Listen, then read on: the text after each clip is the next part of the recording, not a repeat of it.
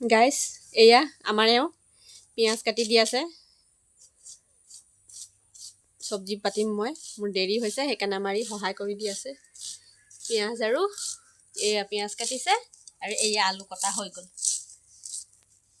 চাওক ছোৱালী মানুহ এনেকুৱা পিঁয়াজ কাটিব নোৱাৰিব। চাওক গাইছ ইমান ধুনীয়াকৈ পিঁয়াজ কাটিছে। এয়া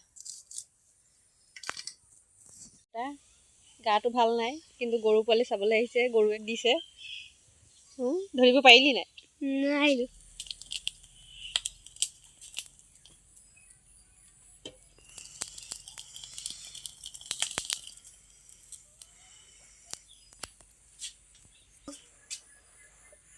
গাইছ 1 কিলো 400 গ্ৰাম গোটা কুকুৰাটো আছিলে। এতিয়া কাটি মেলি কিমান হয় আপোনালোকক ওজন কৰি দেখাই আছোঁ বাৰু।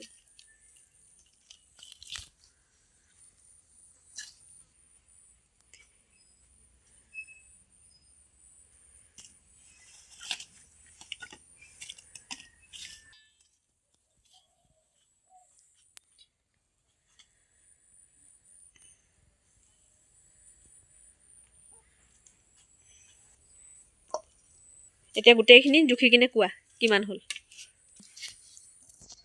তাত জুখোতে 1 কিলো 400 গ্ৰাম আছিলে। এতিয়া গোটেইবিলাক কাটি ল'লোঁ। কটাৰ পিছত এই ভৰি চৰি গিলা চিলা গোটেইবিলাকেই আছে। তো এতিয়া টোটেল মানে জুখি পেলাই দেখাম কিমান হ'ব।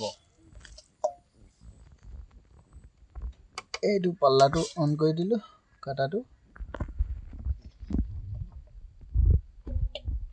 টোটেল কিমান হ'ব কাটাৰ পিছত আপোনালোকে চাই থাকক। গাইছ এই চাই লওক 1 কিলো 7 গ্ৰাম 6 গ্ৰাম 1 কিলো 6 গ্ৰাম হ'ল টোটেল কুকুৰাটো। 400 গ্ৰাম মাইনাছ হ'ল। 400 গ্ৰাম কাঠ খালে 1 কিলো 6 গ্ৰাম টোটেল গোছ হ'ল। গাইছ এয়া মাংসখিনি ভালকৈ ধুই মেলি ল'লোঁ। এয়া মই পিঁয়াজখিনি ভালকৈ ভাজি মেলি লৈ আছোঁ। পিঁয়াজ ভজাৰ পাছত এয়া মছলা ভাজিছোঁ। মছলাখিনি একেবাৰে ৰঙা হৈ যোৱাকৈ ভাজিম। এয়া ৰঙা হৈ আহিছে মছলাখিনি। এতিয়া ইয়াত মাংসখিনি এড কৰি দিম। এয়া মাংসখিনি এড কৰি দি আছোঁ।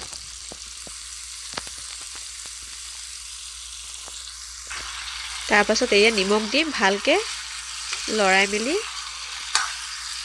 5-10 মিনিটমান ঢাকনি মাৰি থৈ দিম, অলপ সিজি লওক। এয়া 5-10 মিনিটমান পাছত এয়া চাওক চব্জি মোৰ সিজিয়ে আহিছে অলপ। এতিয়াও হোৱা নাই, জোল চোল দিবলৈ আছে।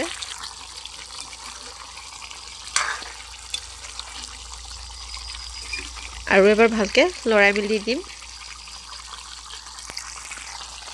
এতিয়া মই আলুখিনি এড কৰি দিম। সদায় শুকানে ভজা খাওঁ, আজি ভাবিলোঁ অলপ জোলকৈ বনাওঁ। একে ধৰণৰ খাই থাকিলেতো ভাল নালাগে, সেইকাৰণে আজি অলপ জোল কৰি দিম বুলি ভাবিছোঁ।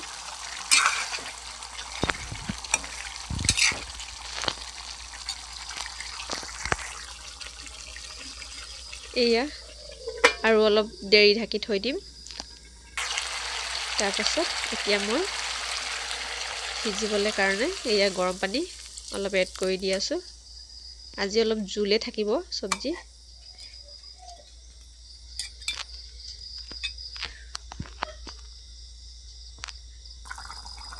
এয়া মোৰ চব্জি সিজি আহিলে মিট মছলাখিনি এড কৰি দিওঁ।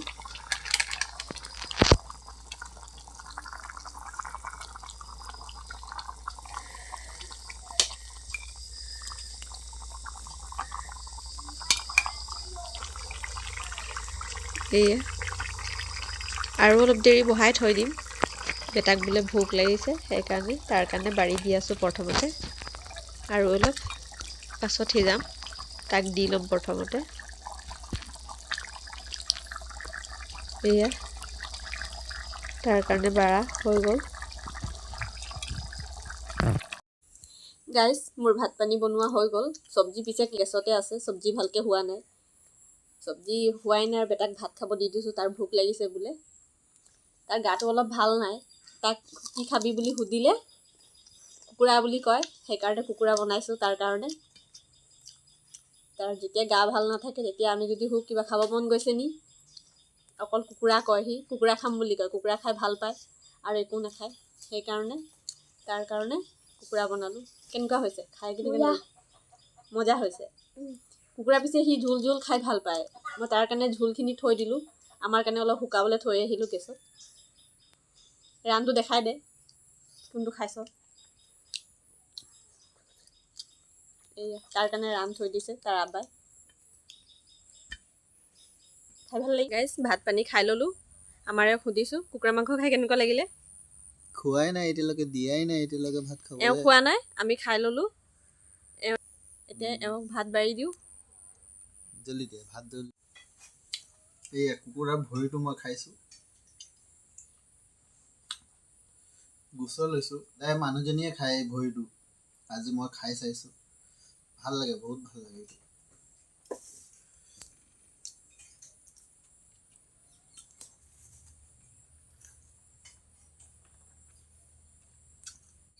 গাইজ ভিডিঅ'টো যদি ভাল লাগে লাইক কমেণ্ট এণ্ড ছাবস্ক্ৰাইব কৰি দিব।